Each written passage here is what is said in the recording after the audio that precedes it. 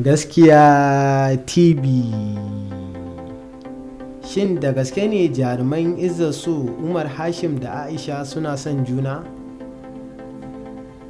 Tun lokacin da aka fara wannan shiri na Izzat So, jarumar ciki wato Aisha ta kasance baƙuwar fuska domin mutane da yawa ba su saba ganin ta ba sai a wannan shiri na Izzat So.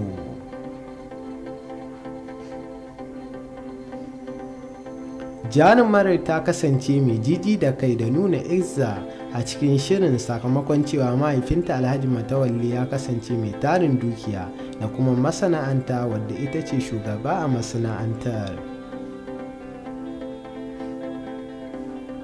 Shi kuma Hashim Yarima ya kasance mutum mai gaskiya da riƙon amana, kuma ya kasance akawunta a kamfanin na Matawalle. A don haka ne ya zamanto cewa ba a jituwa tsakanin Umar Hashim da 'yar Matawalle, amma duk da haka a zahiri wasu na ganin cewa akwai soyayya tsakanin jaruman.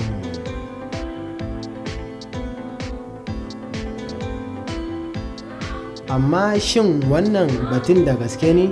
In dai haka ne, to yaya mu'amalarsu za ta kasance, kuma Matawalle zai amince da soyayyarsu? Ku ci gaba da kasancewa da Gaskiya TV. Ku danna mana alamar like, kana ku danna mana alamar subscribe domin samun shirye-shiryenmu da zarar mun dora. Gaskiya TV.